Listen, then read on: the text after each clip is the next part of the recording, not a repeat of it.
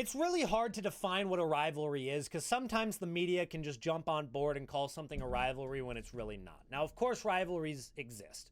Dortmund versus Schalke, Arsenal versus Tottenham, Manchester United versus Man City, Espanyol versus Barcelona. But those are all derbies. Sometimes a rivalry can exist beyond just a team that's just close to you. I hate you because you're my next door neighbor. That's just the idea of a derby, and it's ingrained in their culture to just grow up and hate the other. And that's just how it is. It's beautiful. But on the other hand, there are some rivalries that exist beyond that barrier, which, like, you've got Manchester United versus Liverpool, a very real rivalry. There is hatred for one another between those clubs, and they are not, I mean, they're kind of close to each other. The cities are generally close to each other in England, but not necessarily a derby. But then you've got, like, the biggest rivalry in Europe, which is Real Madrid versus Barcelona. And those cities are nowhere close to each other in Spain, but it's simply because those have been the two top dogs in Spain and honestly, two of the best teams in Europe for over a century, and they continuously go at each other. The reason that Real Madrid somehow don't have a treble still is because Barcelona are stubborn and won't let them have it. And the reason that, Barcelona don't have more league titles is because Real Madrid are always the one to finish above them. Either way, this is a rivalry, and if you grow up as a Barcelona fan, you grow up in Catalonia as a Barcelona fan, it's ingrained in your culture to hate Real Madrid. If Real Madrid are playing in the final against any other team in the world, other than maybe Espanyol, like in Dortmund, you're rooting for Dortmund every single time. You just want Real Madrid to lose. You want them to suffer, and that is the point of the rivalry. And again, it's beautiful.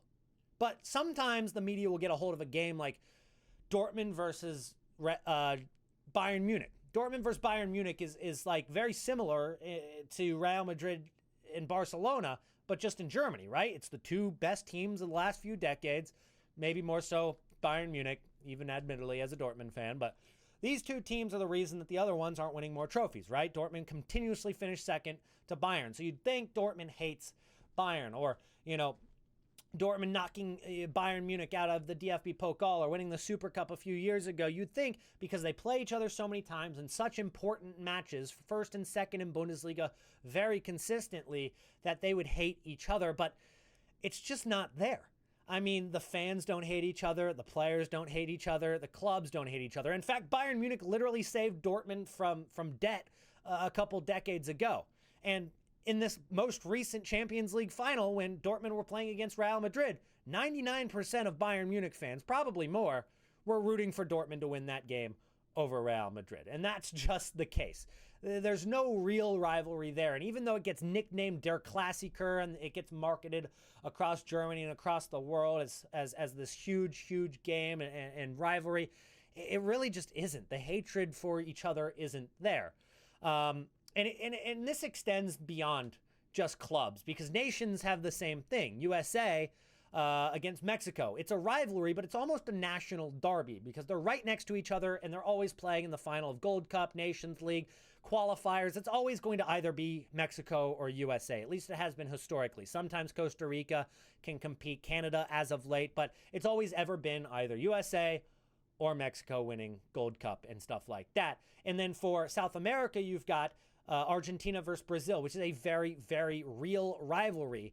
But then you have countries like England and Germany, don't border each other, but have a history against each other and just don't really like the other team.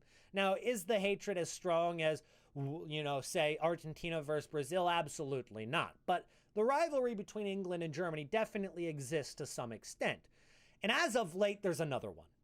There's a new rivalry, the new kids on the block.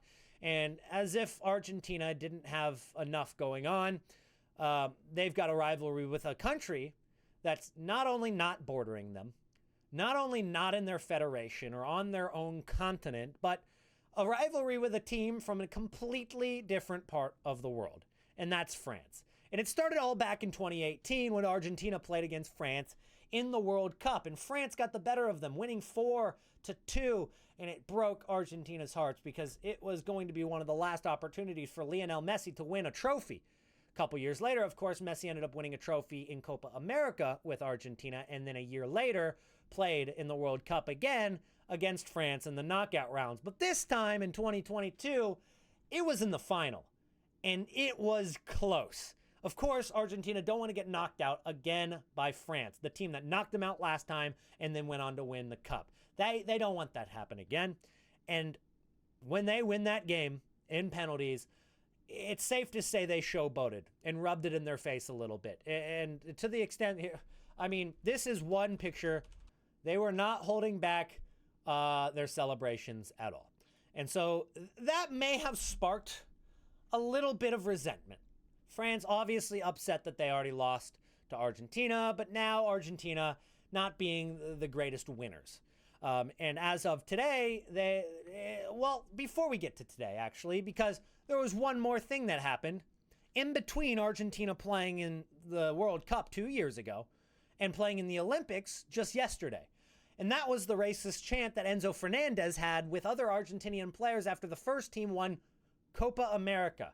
Now, if you're just tuning in and you didn't watch Copa America or know the teams involved, Enzo Fernandez, after winning Copa America, decided it was going to be a good idea to lead a chant on the bus that is racist against French players of African descent. Basically saying that all the French players aren't actually French and they should go back and play for their French country, despite the fact that almost all of them were born in France, grew up in France, played academy in France, and are even professionals in France. It doesn't add up too well. It's not a great look for Argentina, and of course, he faced some controversy. In fact, his own teammate, Wesley Fofana from Chelsea, called him out and said that racism is alive and well. It's just not a great idea for Enzo Fernandez to do that in the first place when the club team he plays for, Chelsea, have quite a few French players of African descent. Wesley Fofana is one of them. Badia Shail is another. Christopher Nkunku is a third. And there's quite a few others that I'm probably not thinking of. I think there are 2 or 3 more French players. Malo Gusto is another one, right? Pretty much every single French player on Chelsea is of African descent. And all of them grew up in France. And so obviously it's a very offensive thing to say, an offensive thing to chant, and especially after a game that didn't involve France at all. They didn't play France. That's the context. They didn't play France in Copa America in the group stage. They didn't play them in the knockout rounds. They didn't play them in the final. France weren't in the tournament. They beat Colombia and decided that they were going to just chant about France. There's obviously a little bit of a rivalry there, and France not taking it well, which they probably shouldn't. You can definitely understand France's frustration with that, and it was just written in the stars that when both of the teams entered the Olympics this year, even though it's their U23 teams and barely any of their first teams are playing, or first team players are playing on this team, that there is definitely a little bit of aggressiveness in this match. And right when the final whistle was called, this is exactly what proceeded. And I can't play too much of it, but watch how quickly after the final whistle, people start fighting. You can see it already there. And yeah. Basically, immediately, just start going at it. Argentina, not known to be the greatest winners, apparently not the greatest losers either.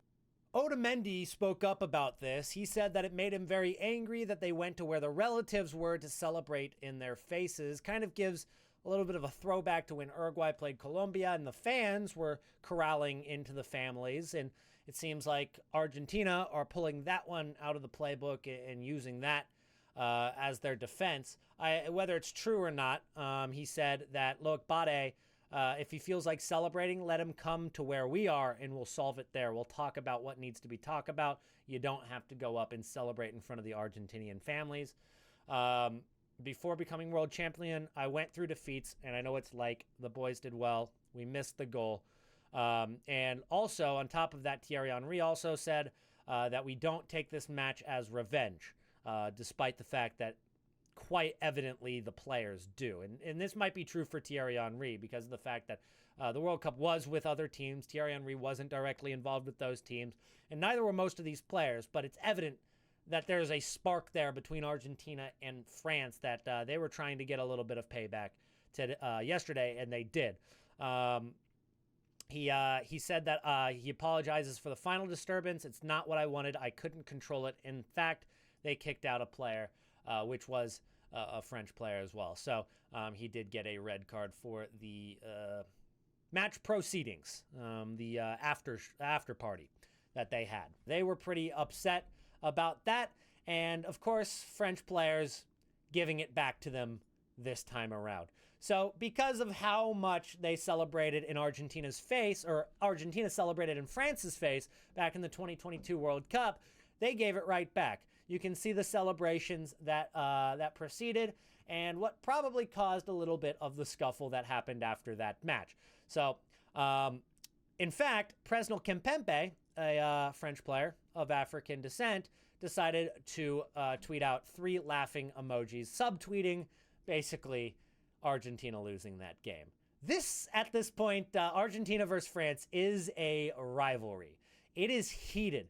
It is probably a bigger rivalry at the current moment than any other 2 nations on the planet, whether it be Argentina, Brazil, Mexico, USA, England, and Ireland, right? There's big rivalries around the world, but this right now is the biggest international rivalry. They continually face each other in international competition. Every single one of the last 3 tournaments that they have played in together, they have ended up playing each other in the knockout rounds. And so this is starting to become an all-time classic. France now up 2-1, if you count this one, even though it is U23 and the Olympics. But this is becoming quite the duel. Anyways, that's going to be it for today, guys. Make sure to subscribe to Nitro Football. I'll see you in the next one.